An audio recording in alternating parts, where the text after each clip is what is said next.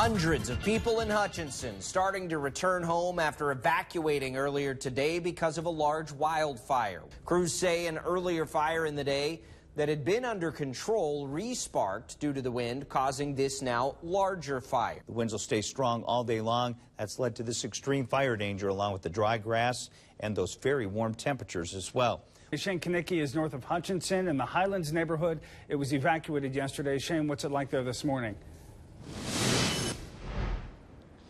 Well, it's very, very windy, Scott, as you can probably see on the camera right now. We're right outside of that residential area, like you said, where a couple of those houses have seen that minor damage. The sheriff is on scene here, still trying to keep people from entering this area. From KWCH 12 Eyewitness News, breaking news. Black Hawk helicopters have been deployed to help put out a grass fire. It remains about 80% contained in Rice and Reno counties. Governor Sam Brownback has signed a disaster emergency declaration to expedite help to the area. Dee Dee's son is following any new updates from Reno County, where 2 fires have burned thousands of acres. We're also going to check in southwest Kansas. Let's begin with Ross Jansen, who is seeing all of this on radar. Ross? Just as we come on the air, we have wind gusts not only going to 60 miles per hour, but we're also dealing with shifting wind direction right now in southwest Kansas. One of the more significant fires happening now in Clark County. And look at this, in the last 15 to 20 minutes, you can see the smoke plume that was originally going from southwest to northeast is now going from northwest to southeast. The cold front is coming through Clark County right now. There's multiple fires burning in and around the area. I want to show you just one of those. I'm going to move off to the side so we can see that. You can see there's still really dark smoke burning in that area. This is just one of the fires. Like I said, there's one currently burning near Spearville and Buckland. This fire that you see right now is one that caused evacuations for many people in the area.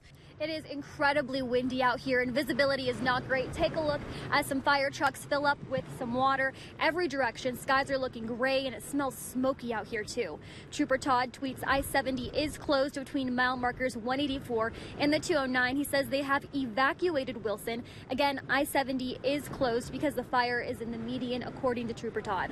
Dee Dee, where are you and what are you seeing?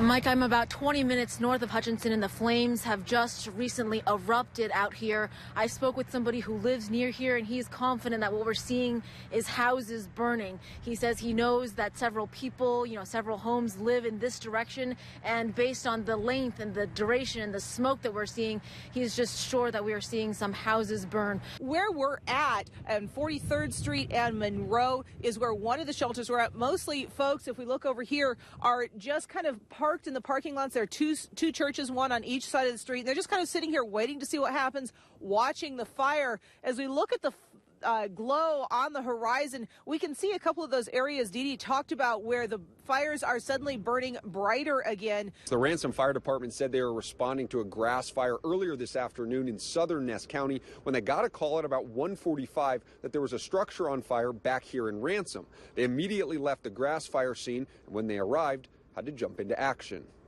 For lack of better terms, it was pretty much chaos.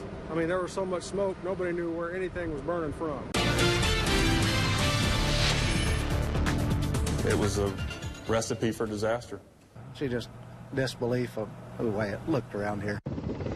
Deadly wildfires burn out of control across parts of Kansas. One person has died as a result of the fires, and thousands have been forced to evacuate their homes. We have crews tracking the fires from across the state.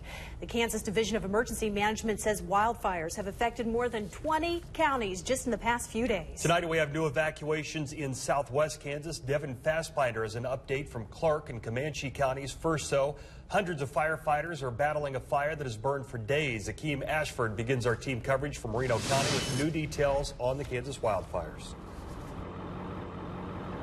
Mike, Melissa, we're here at the headquarters where many firefighters are staging, getting water, getting supplies before they head back out. This crew right here, they're from Shawnee, Kansas. They're here to help out. Other crews are also getting ready to head out and continue to fight that fire. A lot of this area is still under fire, and there's some of those surrounding areas are trying to clean up. I got it out of there. A look at John Moore's pickup truck shows a glimpse into how close he was to the flames. It just comes so fast. We just felt like he'd get out of here alive. Moore says he saw the fire over the hill, and before he could act, it was surrounding his house, leaving damage in its wake. Barn's gone, little building's gone. granary's gone, bunkhouse is gone, the round top shed out there is gone, machinery, tractors, pickup. He also lost 70 hay bales and a herd of cattle. Unlike a few others in Clark County, Moore's house is okay, but it almost wasn't. In the corner of the deck and right at the house was smoldering. We put out with water bottles because electricity was off and didn't have any well. I asked him how he feels knowing his family and neighbors are safe. I don't know whether it's ever really hit me or not.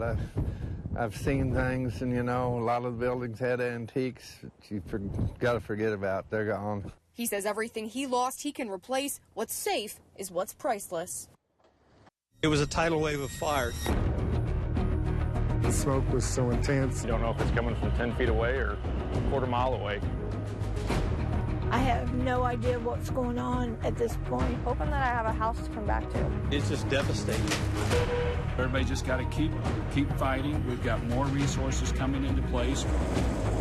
We're here to try and save property and people. I don't know how they do it.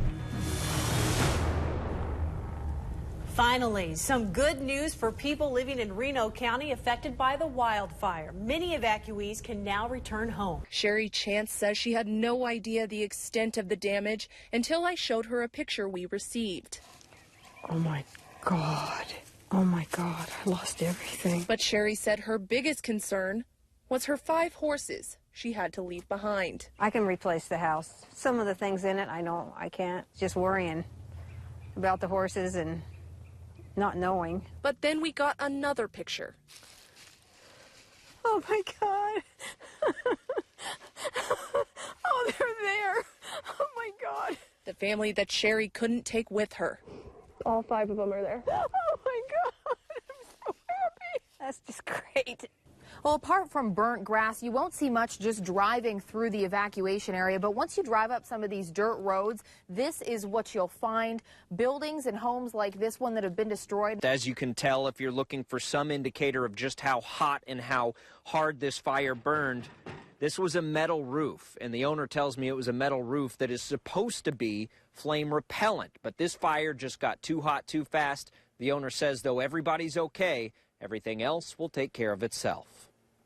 Jeff Jackson was out Monday using water equipment from the local golf course to try and save his neighbors' homes. When that thing flamed up and came around on the north side, that was when the real trouble happened. As the fire shifted, there wasn't anything else Jeff could do.